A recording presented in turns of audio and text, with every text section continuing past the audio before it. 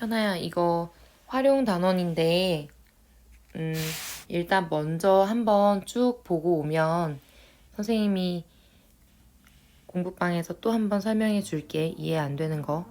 일단은 그냥 편하게 들으면서, 이해가 되는지, 뭐가 잘 안 되는지 파악만 해서 오십시오. 일단은 우리가 여태까지 1차 방정식에서 x라는 걸 구하는 연습을 했어. 그럼 이제부터 할 거는 뭐냐면, 초등학교 때 했던 거랑 똑같은 건데 어떤 수를 구하는 건데, 이 어떤 수가 초등학교 때는 네모라고 했다면 이제는 중학교 과정에서는 네모가 아니라 뭐라고? 여태까지 했던 x라는 표현으로 x를 이용해서 우리가 이제 식으로 써보는 거야. 뭐 단순하게 생각해서는 내가 어떤 수에다가 2를 더해서 5가 되었다, 이런 문제였으면, 이제는 어떤 수 x에다가 2를 더해서 5가 되었다. 그럼 이제 이 항도 배웠고 다 했으니까 x가 얼마다? 5 빼기 2, 3이다. 이렇게 구하자는 거지. 그러면 문제를 잘 보고 문제에서 물어보는 게 뭔지 체크를 하고, 그 다음에 그것을 미지수 x라고 보통은 두고 문제를 시작을 해요. 자, 연속하는 세 자연수의 합이 54일 때 세 자연수 중 가장 큰 수는? 물어보는 거는 일단 가장 큰 수.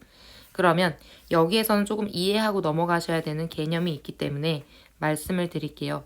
연속하는 세 자연수라는 말이 나올 수 있고, 또 연속하는 세 짝수라는 말이 나올 수 있고, 그 다음에 홀수라는 말이 나올 수 있어. 문제에 따라 다를 거야. 그럼 연속하는 세 자연수라는 건 뭐냐면, 예를 들어서 이거야. 10, 11, 12. 이게 연속하는 세 자연수야. 끊어짐 없이 바로 다음 수 이어지는, 우리가 연속하는 세 자연수 10, 13, 14 이렇게 말하지 않아요. 그쵸? 우리가 이런 세 수를 가지고 이것을 연속한다라고 말하지 않아. 이런 특징을 갖고 있는 것이 연속하는 세 자연수예요. 차이가 얼마씩 난다라는 것이 포인트야. 일씩 차이가 난다라는 것이 포인트. 그러면 연속하는 세 짝수하고 홀수를 봐볼까? 연속하는 세 짝수 그러면 10, 그 다음 짝수 12, 그 다음 짝수 14. 차이가 얼마씩 나? 1이 아니라 2씩 나. 그치? 연속하는 세 홀수 역시 홀수니까 11, 그 다음 바로 13, 그 다음 바로 15. 요렇게 차이가 얼마씩 나? 2씩 나. 우리가 이럴 때 이런 거를 뭐라고 표현을 한다? 연속한다 라는 말로 표현을 해요. 그러면 자, 내가 구하고 싶은 것을 지금 x라고 놨어요. 그 중에 가장 큰 수를 x라고 놨어요. 잘 보세요. 10, 11, 12 여기에서 보시면 여기에서 뭐가 가장 큰 수예요? 12가 가장 큰 수예요. 그쵸? 그러면 내가 얘를 x라고 놨다고. 그러면 11은 뭐가 돼? 12 빼기 1이라고 표현할 수 있고, 10은 12 빼기 2라고 표현을 할 수가 있어. 그치? 자, 내가 세 자연수를 쓰는데 그 중에 제일 큰 수를 x라고 했다고요. 그럼 그 바로 앞에 수는 x 빼기 1이라고 쓸 수가 있고, 또 그 바로 앞에 수는 x 빼기 2라고 쓸 수가 있어요. 여기까지 됐어? 자, 근데 문제 조건이 아무거나 물어보는 게 아니라 뭐 10, 11, 12, 뭐 4, 5, 6 아무거나 물어보는 게 아니라 합이 얼마인, 합이 54인, 이 세 수의 합이 54인 그런 x를 찾아라 이거야. 그래서 마무리는 식은 어떻게 세우시는 거예요?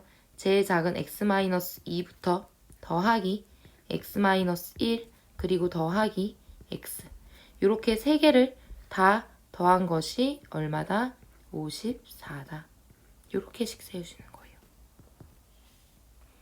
그러면 여기에서 내가 이제 우리가 여태까지 앞에서 했던 1차 방정식 푸는 방법으로 x를 구해주면 그것이 바로 뭐다? 요 조건을 만족하는, 이 조건을 만족하는 그런 x다. 이렇게 되는 거죠. 자, 다음 문제 넘어갈게.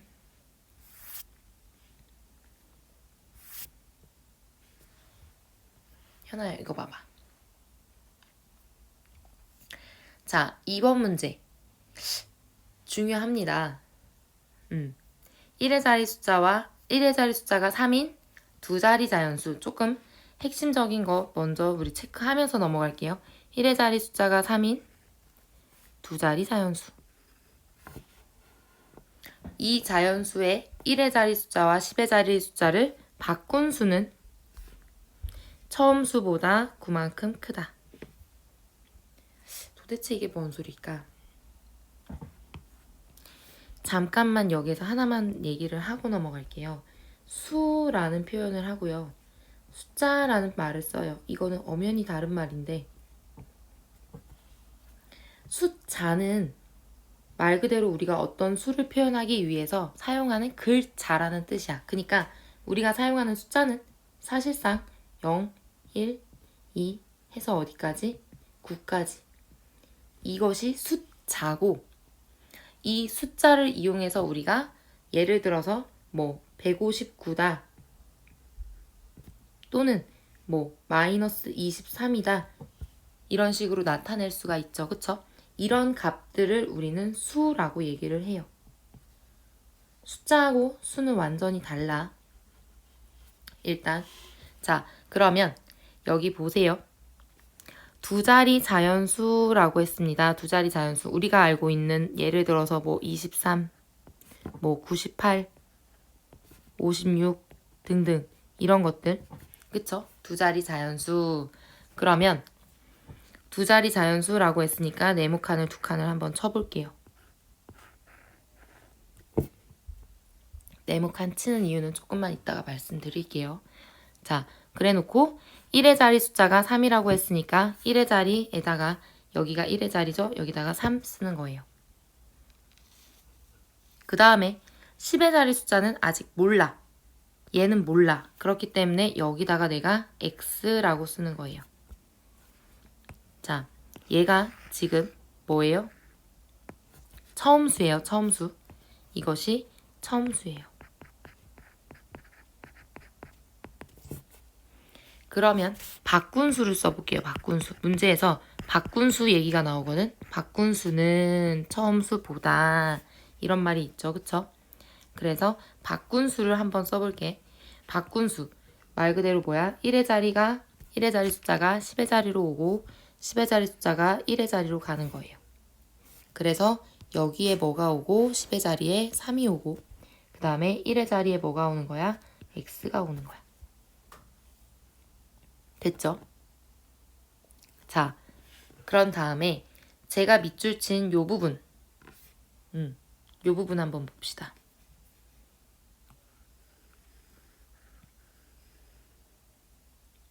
바꾼수는 처음수보다 9만큼 크다. 현아야, 바꾼수는 현아가 이거 되게 헷갈려 했었는데 이거 그대로 읽으라 그랬어. 선생님이 그냥 그대로 써볼게. 바꾼수는 처음수보다 9만큼 크다. 뭐가 더 큰 거야? 얘가 더 큰 거야. 뭐보다? 처음수보다. 그니까 바꾼수 얘가 더 큰 거야. 더 커진 거야, 현아야. 여기에 더하기 9 이렇게 쓰는 거예요. 바꾼수가 1의 자리 숫자와 10의 자리 숫자를 바꿨더니 이렇게 바꾼수가 처음수보다 더 커졌다는 거예요. 플러스 9만큼. 요거예요. 그러면 이제부터 갈게요. 본격적으로 식을 세워볼게요. 이 문제를 이해했으면 이제 식을 세워볼게. x를 구해야 되니까. 자, 여기에서 많이 하는 실수 바꾼수. 바꾼 수 여기다가 얘를 보고 그냥 3x 쓰는 거지. 그리고 처음수 뭐지? x 3 쓰지. 이게 뭐지? 이게 뭐지? 전혀 너무 잘못된 표현이야. 자, 우리 이렇게 쓰는 거는 무슨 뜻이에요? 3하고 x 사이에 곱하기가 생략되어 있다는 뜻이에요. x하고 3 사이에 곱하기가 생략되어 있다는 뜻이에요. 이렇게 써요? 절대 아니야. 23이라는 숫자는 실제로 어떤 수와 어떤 수의 합이냐면 20과 3의 합이에요. 98은 90과 8의 합이에요. 56도 50과 6의 합이에요. 그러면 이 3x, 요 3x라는 요 수는 뭐와 뭐의 합이냐면 30과 x의 합이에요. 그러면 선생님 x3은요? 뭐겠어? x에다 0 붙여. 그게 뭐야? 곱하기 10을 하는 뜻이야. 10x와 3의 합이에요. 자, 이것이 바꾼 수, 이것이 처음수. 그리고 거기다가 더하기 9. 요렇게.